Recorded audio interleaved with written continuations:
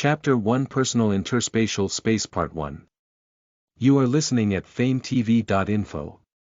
T/N. As I am temporarily laid off from work, aka unemployed, and got nothing to do at home other than reading or playing games. So when I see some interesting synopsis, I'll translate it, add it to my in consideration list under the novel translation page and do some teaser.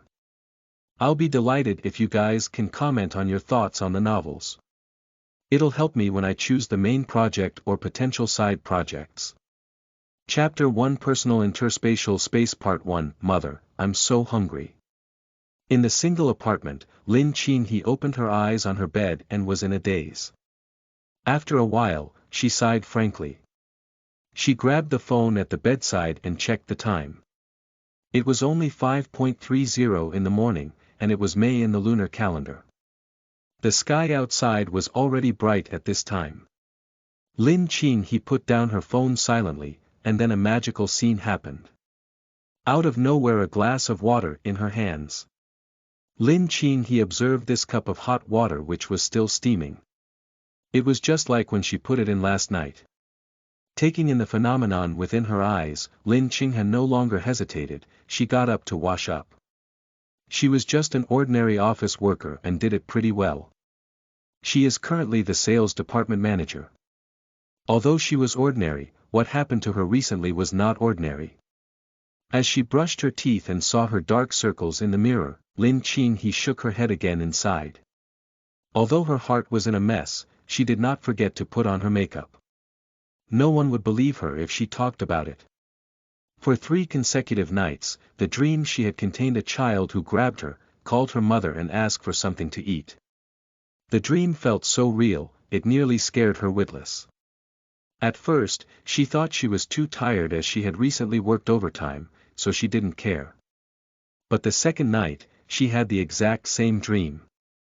Along with this dream, an interspatial space of about 10 square meters appeared in her body. It was about the same size as her single apartment. This scared her. But probably because she had the habit of reading novels, her ability to accept was relatively strong. Of course, this is also related to her strong tenacity. In short, she accepted quickly. The interspatial space on her body is in the palm of her hand. With just a thought, she can see it. The space was like a storage box. Last night, she put a cup of hot water into it as an experiment, and it was exactly the same when she took it out in the morning. The temperature didn't change at all. This is enough to prove that the space was unchanging. The condition it was in when placed inside, is the condition it'll be when taken out. And just now, the child was in her dream again, calling her mother and saying he was hungry. And then she was awakened. But this time, she finally didn't hesitate anymore. The strong uneasiness in her heart made her have an intuition that something strange would happen, so she had to make some preparations. Because she saw in the dream that the place was extremely poor, she wondered whether if it was in the apocalyptic years. The supplies and food were very scarce. The faces she saw were very vague, but without exception, their bodies were all skinny and faces were sickly yellow. Although her childhood days weren't easy. But compared to the environment seen in the dream, her life growing up under the 5-star, red flag, basically Chinese flag, in the early days of reform, food and clothing was not a problem. It is impossible to imagine that, the dream, kind of living environment. Her novel was not read in vain, and now she had an additional interspatial space on her. She believes that if she didn't do anything else, then maybe by chance transmigrated to the apocalyptic era, she will starve to death. Soon Lin Qinhe finished washing and sorting herself. She took out a pen and paper and began to count the supplies to be purchased. The basic 7, firewood, rice, oil, salt, soy, vinegar, tea, had to be prepared with the exception of firewood and tea. Among them, rice and oil are the top priority. Lin Qinhe replaced the firewood and tea with brown sugar and rock sugar.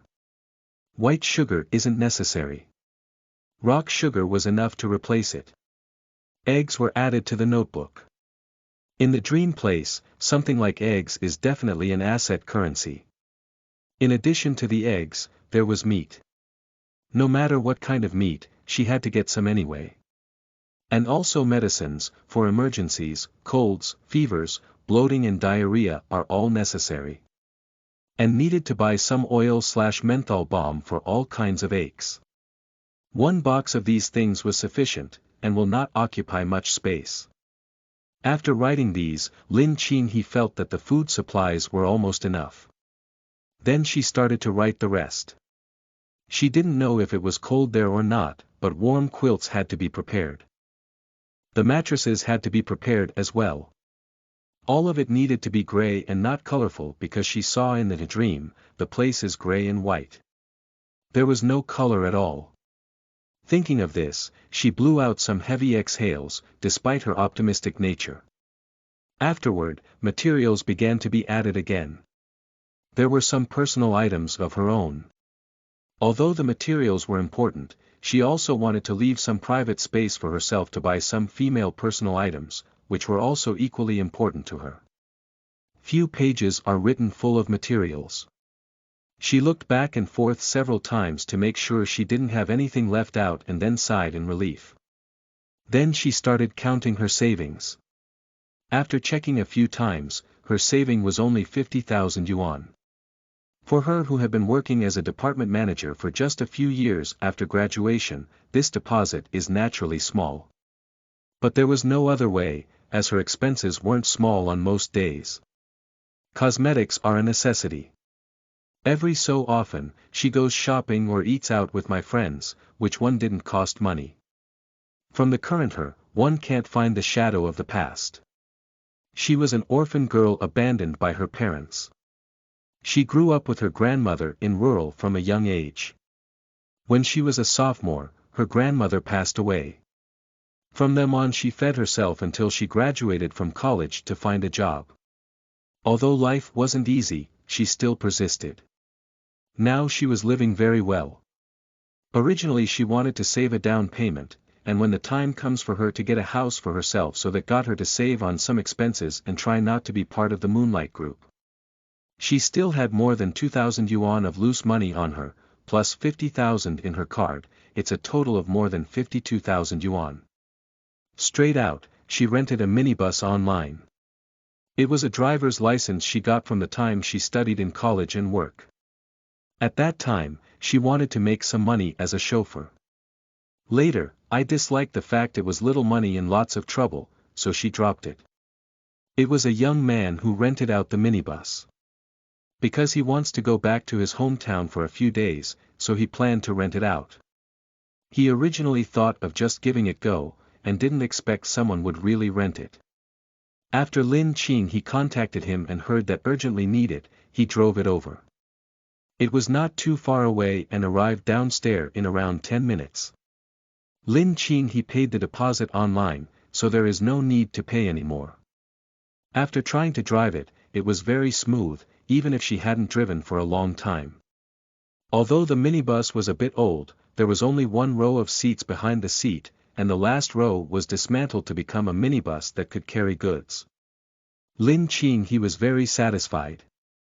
Sending off the vehicle's young owner, who tried to strike a conversation with her, she carried her bag and hit the road. She hadn't had breakfast yet, so better to eat breakfast before you start fighting. This breakfast shop was a 10-minute drive from the apartment where she lives. The journey was short. Lin Qing was aware she's a foodie. But she can't come here often because the location wasn't on the way to work. Listen to the full novel at FameTV.info, direct link in the description.